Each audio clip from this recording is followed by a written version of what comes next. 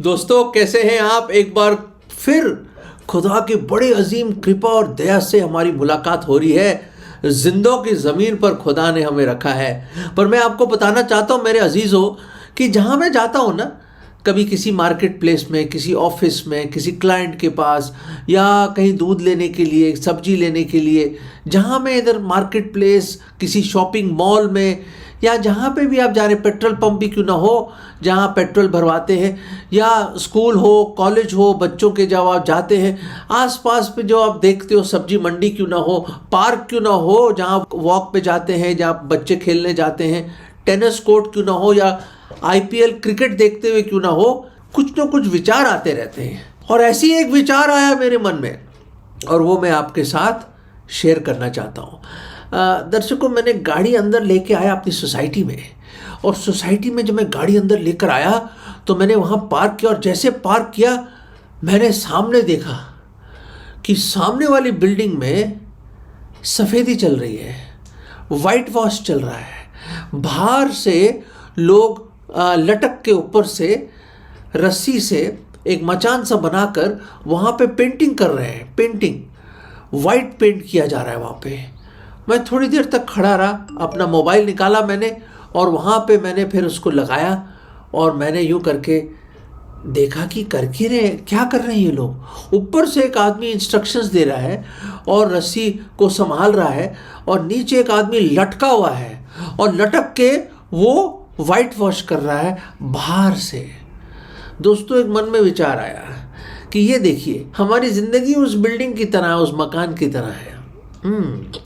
ऊपर से तो हम खूब अच्छे वाइट वॉश कर रहे हैं जैसे कि हो सकता है आपने अपनी पर्सनैलिटी ऐसी बनाई हुई है कि लोग आपको देखते और समझते वाह, बहुत ही पारसा आदमी है, बहुत ही रिलीजियस आदमी है, और बहुत ही अच्छा आदमी है। आपने अपना इमेज लोगों के सामने बनाया है। लोग अपना इमेज लोगों के सामने बनाते हैं ताकि लोग उनको इज्जत करें, उनको इज्जत मिले, और उनको लोग सलाम ठोकें, और लोग बड़े खुश होते हैं जब लोग आपकी तारीफ करते हैं। अच्छी बात है, कोई बुरी बात नहीं है जी। आप मेहनत करते हैं, आपने अपनी लाइफ में बड़ी पढ़ाई लिखाई करी, अपना बिजनेस बनाया, अपने बड़े ओहदे में हैं आप, तो आपको जब इज्जत मिलती तो कोई बुराई क्या है इसमें।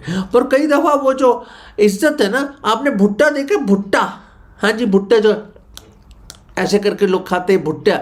और आपने ये देखा कि आप सड़क के किनारे जो लोग, लेडीज़ बैठी होती है, आदमी लोग होते हैं, खूब फैन कर रहे हैं, कोयलों में, अंगारों में लाली आ रही है, और ऊपर भुट्टे को डाला हुआ है, और भुट्टे को यूं करके खूब फैन मार रहे। जितना फैन मारते हैं ना उसको, उतने अंगारे लाल हो जाते हैं और वो भुनने लग जाता है। अगर ज़्यादा देर उस पर रह जाए तो आदमी जल जाएगा, मतलब भुट्टा जल जाएगा। दोस्तों, ऐसी होता है जब लोग हमें फैन करते हैं तो हमारे अंदर के जो ईगो है ना, ईगो और हमारा जो घमंड है, उसमें आग सी लग जाती है, और वो जब आग लग जाती है तो हम भड़कने लग जाते हैं, हम सोचते हैं हम भी कुछ है। दोस्त, इसी तरह लोग अपने आप को अच्छे अच्छे कपड़े पहनते हैं, कोई बुरी बात नहीं है, पर एक अलग सा इमेज है। मिसाल के तौर पे ये देखिए, अगर मैं अपना इमेज बदल दूं, हैं जी, अगर मैं अपना इमेज बदल दूं यूं करके, देखिए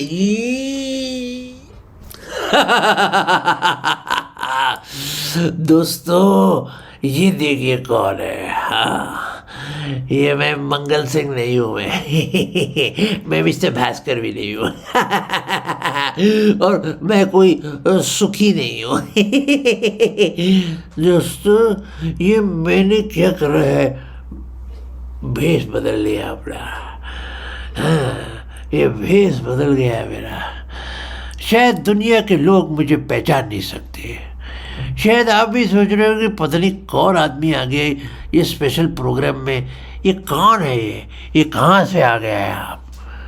दोस्तों, ये भेष बदल रहा है। बहुत सारे लोग अलग अलग मुखौटा पहन के ये अपना भेष बदल के जाते हैं, पर प्रॉब्लम क्या है ना, जैसे हमारे चश्मे हैं ना, हमारी आंखें फानी हैं, फिजिकल आइज, वो बाहर का रूप ही देखते हैं, और ये देखते हैं कि ये आदमी कैसा है, क्या मूछें है उसकी, देखे क्या दाढ़ी है, क्या बाल है, क्या रुतबा है, क्या कपड़े हैं, क्या घड़ी है, क्या मोबाइल है, हैं? क्या मकान है, क्या बड़ी बड़ी गाड़ियां हैं, क्या पैसा है, क्या सोना चांदी है, पर क्या परमेश्वर के पास भी हमारी जैसी आंखें हैं? क्या हमारे भेष के बदलने को वो नहीं जानता? क्या जानते हो? सब कुछ जानते हैं दोस्तों। ये है भेष बदलना। आइए वापस चलते हैं।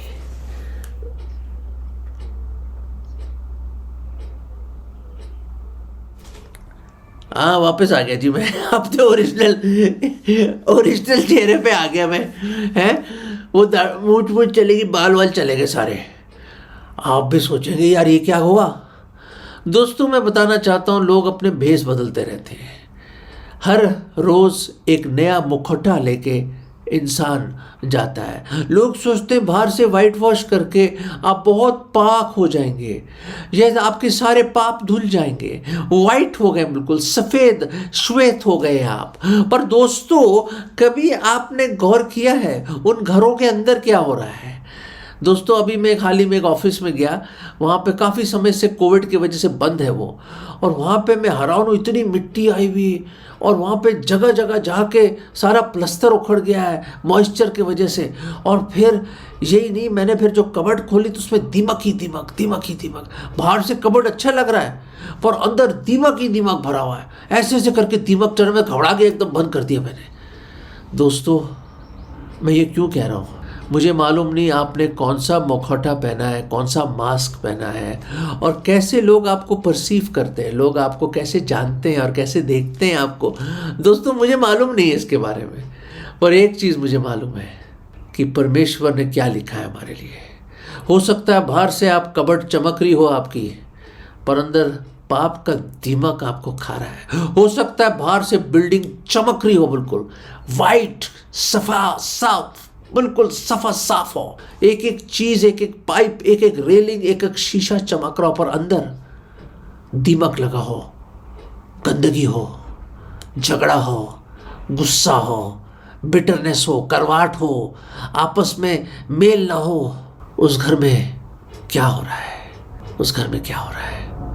अंदर क्या हो रहा है? ये अंदर की बात क्या है हमें समझ नहीं दोस्तों, हम नहीं जानते, पर एक है जो जानते हैं।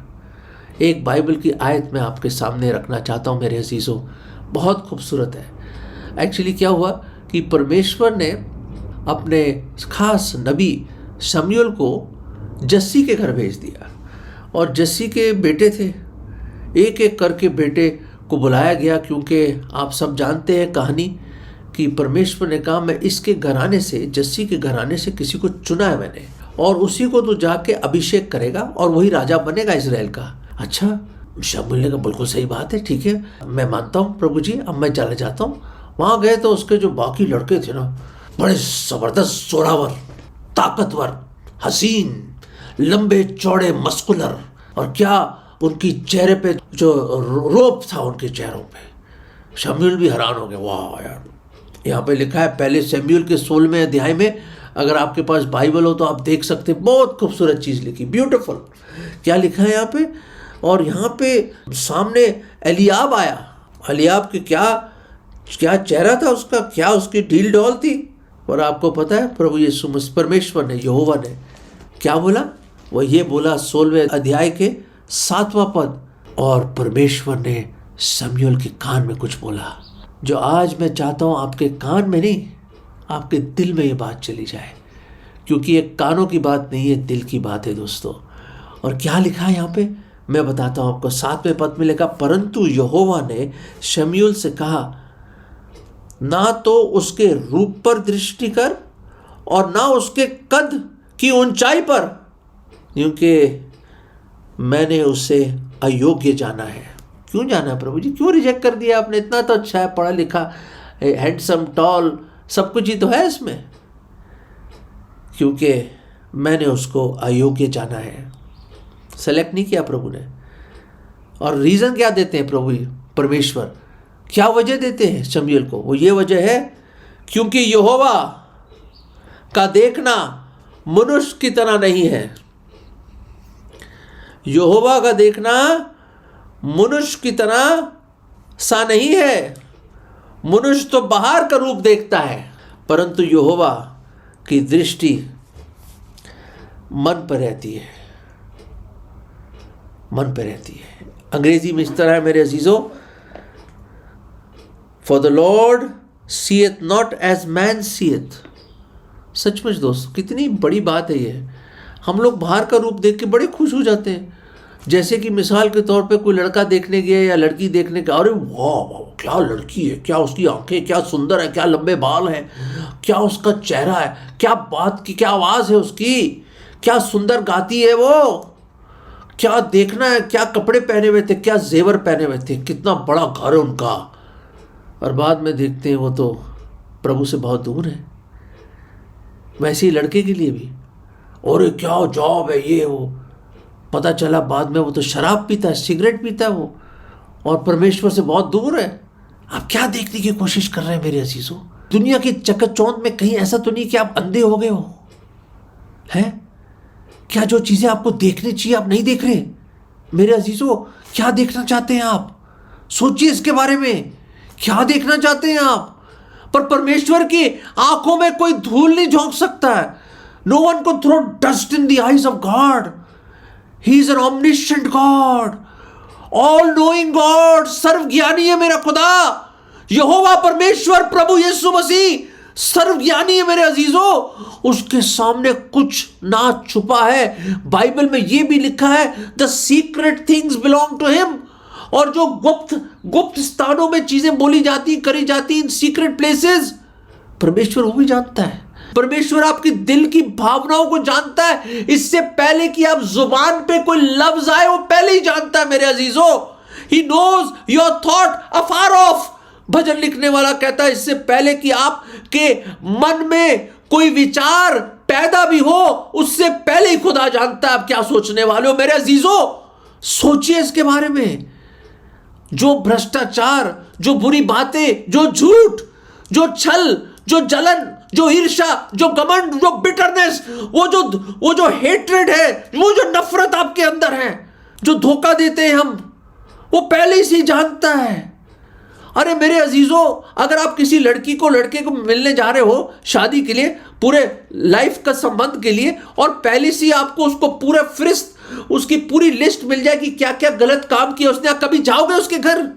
कभी उसको सिलेक्ट करोगे? कभी आप उसके घर की तरफ देखोगे भी कि इतना बेकार किस्म का इंसान है कि मैं अपना बेटा या बेटी या मैं इससे शादी करूं? नहीं, बिल्कुल हरगिज नहीं। वो बेवकूफी होगा जो फिर भी जानते हुए भी फिर भी जाएगा कि ये आदमी कैसा है, ये औरत कैसी है। दोस्तों सोचिए, तसव्वुर कीजिए, ये बात किसी तरह आपके मन में घुस जाए मेरे अजीज। हमारी जिंदगी खुली किताब की तरह है। ये हृदय दुष्ट है, ढोंगी है, और खुदा इस हृदय को देख रहा है। इसी हृदय से सब प्रकार की बुराइयां लिखी है। खुदावंद यीशु मसीह कहते हैं, जिसमें जलन, घमंड, ईर्ष्या, व्यभिचार, फ्रॉनिकेशन, अडल्ट्रीज, मर्डर, कत्ल, और सबसे बढ़कर सब प्रकार के झूठ मेरे अजीजों, सब तरह का ढोंग इसी हृदय से निकल के आता है। सब तरह के बुरे विचार इसी हृदय से निकल के आते हैं। ये जो गालियां देते हैं, झूठ बोलते हैं, out of the abundance of the heart the mouth speaks. ये जो दिल की भरपूरी से जुबान के लफ्ज आते हैं मेरे अजीजों, सोचिए इसके बारे में। और फिर भी हमारा खुदा हमारे हृदय की हालत जानते हुए भी, हमारा हर गुनाह जानते हुए भी, वो लिस्ट उसके सामने, फिर भी हमसे वो मोहब्बत करता है, प्यार करता है, फिर भी एक रिश्ता लेके आता है हमारे पास, एक इटर्नल रिलेशनशिप के लिए आता है। वो जानता है कि अगर अपना जीवन उसको दे देंगे, उससे आप शादी कर लो, अपना लाइफ उसको दे दोगे, तो आपका जीवन वो बदल देगा। इस उम्मीद, इस आस से वो आता है दोस्तों, से आता है वो, जानते हुए कि हमारा हृदय कैसा है, जानते हुए कि हर गुनाह हमने क्या किया है, जानते हुए भी कि हमने कितने पाप किए हैं, कितने पाप किए, कितने पाप किए। वो जो सामरी औरत थी यूहन्ना 4 में, प्रभु यीशु मसीह ने पानी मांगा। उस बातचीत के दौरान प्रभु यीशु मसीह ने उसको बड़ी प्रेम मोहब्बत से बातचीत करी, जीवन के जल के बारे में बताया, और उसको ये भी बताया बाद में कि तेरे 5 पति और जिसके साथ तू अब रह रही वो भी तेरा पति नहीं। उसकी आंखें खुल गई यूं करके, मुंह खुला का खुला रह गया होगा। ये कौन है जो मेरी लाइफ को सब जानता है? प्रभु यीशु मसीह ने कहा, मैं ही वो मसीहा, आई एम द मिसाया। दोस्तों वो सब जानता है, फिर भी हमारे पास आता है वो, फिर भी हमें बड़ी मोहब्बत और प्रेम से और दया से सब्र से हमसे बात करता है, डील करता है। वो जो औरत जिसको पकड़ के लेकर आए, जो व्यभिचार में पकड़ी गई थी, लोग पथराव करने वाले थे, प्रभु यीशु मसीह ने जमीन पे कुछ लिखा और लोगों को कहा जिसने कभी कोई गुनाह नहीं किया वो पहला पत्थर फेंके। एक एक करके बड़े से लेकर छोटे तक सब चलेगा। और प्रभु यीशु मसीह, कहां गए वो लोग जो तुझे पकड़ के लेकर आए, जो दंड देना चाहते थे? तो जा, मैं भी तुझे कंडम नहीं करता, जा अब तू पाप मत करना। दोस्तों कोई नहीं था, वो इतना प्रेमी परमेश्वर है, इतना प्रेमी परमेश्वर है। वो जो भिगोड़ा लड़का जो भाग गया था, प्रोडिगल सन, सारा चीजें लुटा दी, वेश्यों में, सब तरह की बुराइयों में, शराब, पता नहीं क्या क्या उसने ना करा, अपनी जिंदगी बर्बाद करके वापस आ गया। सब जानते हुए भी उस गंदगी में, उस सूरों के बीच में, उस कीचड़ में वो जो फकीर बन के आ गया, लुटा के आ गया सब कुछ, अपनी दुनिया। उसके पिता ने उसको गले लगाया, चूमा उसको, मेरे अजीज, चूमता रहा, पार्टी दी बाद में, तू मेरा बेटा खो गया था, मैंने पा लिया, तू मर गया था, फिर से जिंदा हुआ। दोस्तों ये क्या प्यार है दोस्तों, हमारे हृदय का हाल जानते हुए भी फिर भी वो आता है हमारे पास, फिर भी हमसे प्रेम करना चाहता है। क्या मोहब्बत है दोस्तों, क्या मोहब्बत है ये। फिर भी हमारे वो ढोंगी दुष्ट हृदय के सामने खड़ा खटखटाता है, खोलो तुम दरवाजा, मैं आना चाहता हूं। और जैसे मैंने कहा, भेष बदला, वाइट वॉश कर लिया आपने, हैं, वाइट वॉश कर लिया, अच्छे कपड़े पहन लिए, शेव कर ली, बड़े बड़ी डिग्री ले ली, बड़ी बड़ी गाड़ियों में, भेष बदला, क्या हुआ? दिल का बदलना चाहिए। एक दो बातें नहीं, बिल्कुल बदलना चाहिए।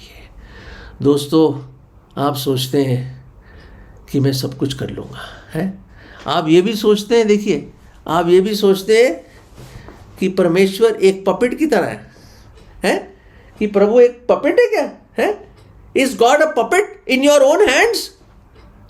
कि जैसा आप चाहेंगे मुस्कुराओ तो मुस्कुराएगा, सर झुका लो तो सर झुका लेंगे, मुंह फेर लो तो मुंह फेर लेंगे। नहीं दोस्तों, God is not a puppet. हाँ, और खुदा ने आपको भी पपेट नहीं बनाया है, एक खुद की इच्छा दी है। आप सोचते यू कैन मैनिपुलेट गॉड? क्या परमेश्वर, यू कैन प्ले गॉड? नहीं दोस्तों, नहीं, इम्पॉसिबल। हरगिज़ नहीं सोचना इसके बारे में। गॉड फॉरबिड दैट ये विचार आपके सर में भी आए, दिमाग में आए। God has to be feared and revered. He is a thrice holy God.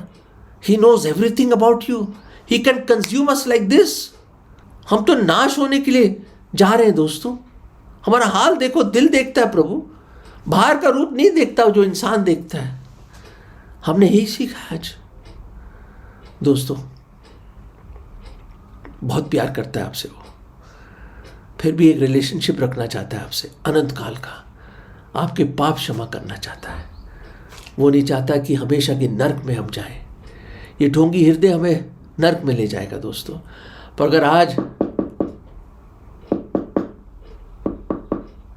उसकी खटखटाहट को आप सुनेंगे, दिल को कठोर ना करें, हार्डन नॉट योर हार्ट, और दिल का दरवाज़ा खोलेंगे आप, तो आएगा, वो आएगा अंदर। वो वाइट वॉश को नहीं देखेगा, बाहर को वाइट वॉश नहीं देखेगा, वो अंदर आएगा, अंदर से आपको पूर्ण रूप से नया कर देगा।